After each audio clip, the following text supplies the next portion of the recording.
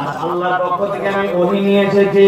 সাথে সাথে জিবরাইল আমিন নবীকে বললেন, ইকরা, আল্লাহ রাব্বুল আলামিন আপনাকে ওহী দিয়েছেন, ইকরা, আপনি পাঠ করুন। আল্লাহ নবী বলেন, মা আবে কারিন, আমি তো পড়তে পারবো না। এরপরে আবার জিবরাইল আমিন আল্লাহ নবী সাল্লাল্লাহু আলাইহি ওয়াসাল্লামকে চাপ দিলেন। চাপ দেওয়ার পরে বলেন, ইকরা। নবী বললেন, মা আবে কারিন, আমি তো পড়তে পারবো না। 3 নম্বর বারে যখন চাপ দিলেন, জিবরাইল আমিন আল্লাহ নবীকে বুকের সাথে বুক লাগায় চাপ দিয়ে জিবরাইল আমিন ওই 5টা আয়াত আল্লাহ নবীর কাছে দিয়ে দিলেন। ইকরা বিসমি রাব্বিকাল্লাযী খালাক, খালাকাল ইনসানা মিন আলাক, ইকরা ওয়া রাব্বুকাল আকরাম আল্লাযী আল্লামা বিল কলম। আল্লাহ এরপরে 25 বছর থেকে 40 বছর আল্লাহ নবী 15 বছর আর মক্কায় থাকলেন না। কওমের এই 5টা বিষয় নিয়ে আল্লাহ নবী সাল্লাল্লাহু আলাইহি ওয়াসাল্লাম বেরিয়ে গেলেন। গায়ে হেরার মধ্যে আল্লাহ নবী থাকতেন। কেউ যদি এখানে বলতে পারেন আমি আপনার জন্য দোয়া করতে চাই, গায়ে হেরা মানে হেরা গুহা, আল্লাহ নবী হেরা গুহায় অবস্থান করতেন। বলেন তো গায়ে হেরাটা কোন পাহাড়ের উপর অবস্থিত? জাবালে নূর। জাবাল মানে পাহাড়, নূর মানে আলো। আলোর পাহাড়ের উপর গায়ে হেরা।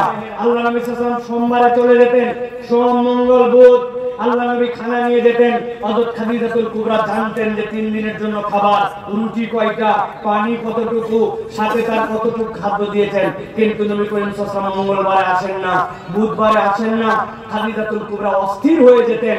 খাদিজা রাদিয়াল্লাহু তাআলার বয়স তখন 54, আল্লাহ নবীর বয়স তখন 39। খাদিজাতুল কুবরা রাদিয়াল্লাহু তাআলা আনহা ওই সময়ে খাবার নিয়ে আল্লাহ নবীর কাছে 8 কিলোমিটার পথ মক্কা থেকে পার করে ওই 2600 ফুট এগোরো পাহাড় অতিক্রম করে আল্লাহ নবীর কাছে খাবার পৌঁছায় দিতেন। দুনিয়ায় যত কে আশিকে রাসূলের নিদর্শন আর আইডল হতে চায়, আপনার এই সকল ভক্কর চক্কর কথায় আশিকে রাসূল হওয়া যাবে না। আশিকে রাসূলের নমুনা হচ্ছে খাদিজাতুল কুবরা রাদিয়াল্লাহু তাআলা, ঠিক কি না? খাদিজাতুল কুবরা রাদিয়াল্লাহু তাআলা এরকম করে খাবার পৌঁছায় দিতেন। আল্লাহ নবী এখানে 15 বছর ধরে ভাবতেছেন। সামনে দেখা আল্লাহ নবী সাল্লাল্লাহু আলাইহি ওয়াসাল্লামের বয়স যখন 40 বছর, হঠাৎ করে একদিন সন্ধ্যার আগ মুহূর্তে আল্লাহ নবীর কাছে জিবরাইল আমিন চলে আসলেন। আসার পরে আল্লাহ নবীকে বলেন, ইন্নী বুইসতু মিনাল্লাহ, আমি আল্লাহর পক্ষ থেকে আপনার কাছে এসেছি। এমনি এমনি আসি নাই, আল্লাহ রাব্বুল আমিন আপনাকে নবী হিসেবে প্রকাশিত হওয়ার জন্য আদেশ করেছেন। আর আল্লাহর পক্ষ থেকে আমি ওহী নিয়ে এসেছি। সাথে সাথে জিবরাইল আমিন নবীকে বললেন, ইকরা, আল্লাহ রাব্বুল আলামিন আপনাকে ওহী দিয়েছেন, ইকরা, আপনি পাঠ করুন। আল্লাহ নবী বলেন, মা আবে কারিন, আমি তো পড়তে পারবো না। এরপরে আবার জিবরাইল আমিন আল্লাহ নবী সাল্লাল্লাহু আলাইহি ওয়াসাল্লামকে চাপ দিলেন। চাপ দেওয়ার পরে বলেন, ইকরা। নবী বললেন, মা আবে কারিন, আমি তো পড়তে পারবো না। 3 নম্বর বারে যখন চাপ দিলেন, জিবরাইল আমিন আল্লাহ নবীকে বুকের সাথে বুক লাগায় চাপ দিয়ে জিবরাইল আমিন ওই 5টা আয়াত আল্লাহ নবীর কাছে দিয়ে দিলেন। ইকরা বিসমি রাব্বিকাল্লাযী খালাক, খালাকাল ইনসানা মিন আলাক, ইকরা ওয়া রাব্বুকাল আকরাম আল্লাযী আল্লামা বিল কলম।